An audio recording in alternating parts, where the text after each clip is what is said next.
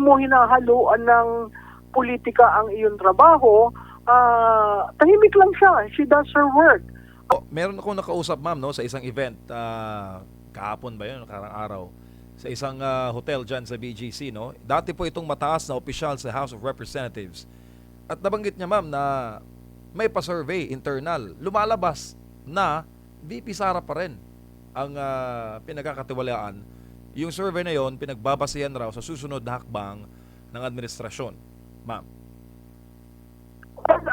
Alam mo, parang kilala ko yung nag-survey na yan. Magaling yan nag-survey na yan at talagang nasa poder parati ng administration. Kahit tong panahon pa nung isang pangulo na andyan yan, resident pollster, no? Talaga namang makikita mo unang-una, hindi siya involved sa flood control projects. Pangalawa, kahit lumit yung budget niya, nagtatrabaho siya. Pangatlo, parating sinasabi niya, trabaho lang ho tayo. So, hindi mo masasabing, ba't ayaw mag-leader? Ba't ayaw sabihin siya ang leader ng oposisyon? Kasi ang tingin ko sa kanya, hindi niya kailangan yung gawin. Dahil, what do you call this? Hindi niya kailangan yung gawin kasi maaga pa ang kampanya. Nagsabi naman siya na magsasabi siya kung tatakbo siya by December 2026, no? Natama lamang yun. Hindi mo hinahaluan ng politika ang iyong trabaho, tahimik lang siya. She does her work. Ngayon, pag sinabi ng anong klaseng work yan? Ano ba ang nasa saligang batas? Di ba ang sa saligang batas, spare tire lang naman talaga ang vice presidente. Pero, first among equals. No, siya ang natatangi. Kahit nasa saligang batas, sinasabi siya ang successor, no? So, kailangan niyang maganda, kailangan niyang umikot, kailangan niyang alamin kung ano nangyayari sa mga nagbigay sa kanya ng mandato. At clearly, yung mandatong yon mas malaki kaysa dun sa presidente. Ang hindi siguro nasasabi dyan sa survey na yan, kailangan nilang i-measure ano ang tawag doon, measured capacity ng isang Rodrigo Duterte sa 2028. Ma'am, May mga scenarios na pinag-uusapan dyan, pero hindi linalabas yung numero. Opo, ma'am, makaka-apekto ba yung survey na yan sa takbo ng impeachment laban kay VP Sara, considering na nauna nang inamin ng mga kongresista na involved nga yung for later release funds sa 2025 budget na wala ngayon sa 2026 national budget at ang present na lang ay ang impeachment na bagong kaso laban kay VP? Sa tingin ko yung survey na yan ginawa para nila ma-measure gaanong demolition job ang kailangan para makalapit kung sino man yung mga tandem nila o mga taong fino-float nila. Kasi kung titingnan mo yung trending ng kay Vice President, she was at the high 64%. Nung giniba-giba, of course bababa yun, di ba? Hindi naman siya nakikipag-away directly, no? Hindi naman siya naglalabas ng mga baho ng administrasyon. Pero naanig, no? At kaya nila kailangang alisin si President Duterte sa equation. Ngayong inalis nila yan, sa tingin ko, yan ang unang pagkakamali ng administrasyon na ito. Kasi hindi ko alam kung na-measure nila yan. The fact na inalis, ibig sabihin, ang laking percentage yon sa Duterte vote. No? So itong ginagawa nila with that survey, it means that the Vice President will undergo a very, very, paano ba sabihin yan, matinding demolition sa impeachment na ito. Yung demolition na yan is aimed to lower her ratings. Pero babalik ulit tayo doon sa una yung tanong, no? Yung tungkol sa flood control projects. Ang tatanong ko, sige, demolition kayo kay BP. Ano nangyari doon sa flood control projects? Hindi ba 1.5 trilyon yung nawawala ng 3 taon. Sisisihin nyo ba doon si Vice Presidente? So, makikita natin dito, MJ, labanan talaga ng optics and narrative. Kung sinong may controlling narrative, yaan ang sa tingin ko magiging competitive sa 2028. Opo, lalo pa ma'am na matindi ngayon ang labanan sa information campaign. Pero marami rin po ma'am na mga kababayan natin nang nagsasabi na tama yung ginagawa ni VP Sara na pagdistansya sa mga kaalyado niya para hindi raw madamay, no, sa panggigipit. Bilang strategist ma'am, tama po ba itong ginagawa ng Vice Presidente? Alam mo, MJ, napakahirap niyan ma-appreciate in the light of the third impeachment. No? Kung tatandaan natin doon sa third impeachment, halos maganda yung evidence pero hindi tinanggap. Pero yun, may endorsement, hindi tinanggap. Kaya hindi, yung sa ordinaryong tingin, hindi mo maintindihan, ano ba talaga si Vice Presidente, ano ba talaga ang gusto niya. Pero alam mo, ang sasabihin ko lang dyan, si Vice Presidente walang kinauutangan ng loob, kundi ang botante. Walang hinihinga ng pondo. No? Ayaw niya makipag-usap sa mga oligarchs. Ayaw niya makipag-usap, ayaw niya magbuo ng partido. Napakahirap niyan, no? Ang sense ko, siya yung leader na tatayo dahil hindi siya yung typical ng leader before. Yung leader na nahahalal before, may pondo, may partido, inaalagaan ang mga kaalyado niya, di ba?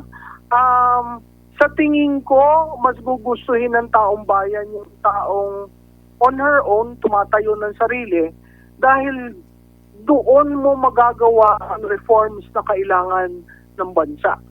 Hindi rin siya nagpapakita, nagigil siya maging presidente. Kasi kung ganun siya, he could have led all these people, trying to ensure that there is openness, there is accountability in terms of the health of the president, in terms of the flood control project, in terms of all the issues thrown at him. Napakahirap intindihin kasi nasanay tayo sa isang politika na kakampi mo ang oligarchs, kakampi mo ang daming politiko, kakampi mo kung sino-sino. Mahirap intindihin yung ganon. Pero meron tayong isang leader na ganon.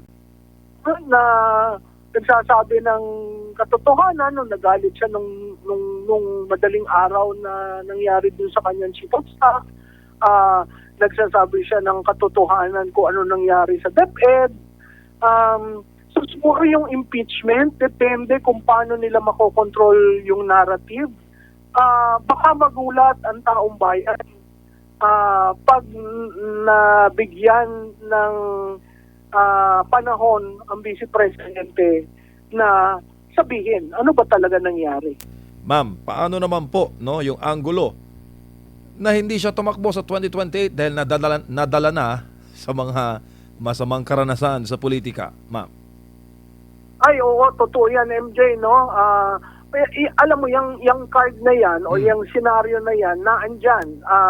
Naandyan yung senaryo na yan na abay, kung talagang didikdikin ka na at titirisin ka na at lugmok ka na, abay, pwedeng mag-resign, di ba? Bago magkaroon ng final decision sa impeachment. Ang problema doon yung mandato na binigay sa kanya ng taong bayan.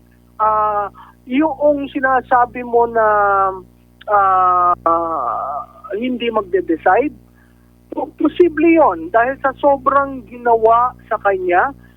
Sabi ko nga, he is the most battered and bruised leader, female politician in the history of our country. Hindi si GMA kasi si GMA hindi nag-undergo na second year pa lang, talagang tinitiris na. Dito, tapos inalis mo pa yung tatay, di ba? So ang sense ko diyan, sa daming ginawa niya at paano yung mga taong naging loyal sa kanya na hanggang sa dulo na andyan sa kanya, lalo na ang mga tao sa Mindanao. Kasi yung rating niya consistently ang taas sa Mindanao. So nagiging buoyant siya, nagiging competitive siya dahil sa Mindanao. So sa tingin ko, pag-iisipan niya ng maigi ang Mindanao na malapit sa puso niya, ang Central Visayas na malapit sa puso niya, at may ilang probinsya sa Luzon.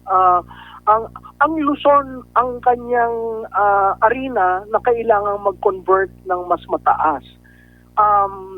Pero yung decision na yan, makikita natin siguro kung paano mangyari dito sa demolition. Ang balita ko, 2 months daw na titirisin at tatadyakan. Pero nanggaling na siya sa naitapon na lahat sa kanya eh. So hindi ko makita kung paano pa magbabago ito. At pagpapalapit ng papalapit ang 2028 at ang kanyang measured capacity ay tumataas o nag-i-stabilize, medyo mag-iisip mga politiko. Kasi siyempre ang mga yan mag-iisip, paano kami? Ang pagbabago ngayon, ang unang-unang pagbabago sa pagkakampanya ay yung kailangan na ngayon bumaba ang mga district congressman 1 year before May. Hindi katulad dati na 6 months before the election, doon lang sila bababa. Kailangan nilang bumaba dahil sa mata ng taong bayan, lahat sila corrupt. So paano ka mangangampanya? Ikaw ba'y magiging defensive? Hindi ako corrupt. Mas lalong magagalit ang taong bayan. Alam mo, ang napaka-importante doon yung pagtingin ng tao sa politiko. So between a congressman and a local government official, na yung local government official ngayon yung pinapaboran, basta hindi ka nag-benefit sa korupsyon o anomalya ng flood control projects, ang congressman by default, ang tingin ng tao corrupt. Na alam naman natin merong iba hindi, no? Pero yun ang tingin ng tao. Ang senador, ang tingin ng tao, corrupt. So, yung paano mo babawiin ang pangalan mo without saying, hindi ako corrupt. Yun ang pagbabago ng campaign architecture sa 2028. Paano mo sasagutin yung issue ng korupsyon? Lalong-lalo na kung pagtingin nila sa distrito nila, ang those projects, di ba? Magiging personal ang pagboboto sa 2028. Yun nga yung problema na kailangan tapusin nila itong corruption. Sinong mastermind, sinong kumita. Kasi kung hindi, that will be a campaign issue in 2028. At ang tao, mas lalong gagalit. Subscribe na para sa mabilis, malinaw at balitang totoo. I-click ang bell para laging updated.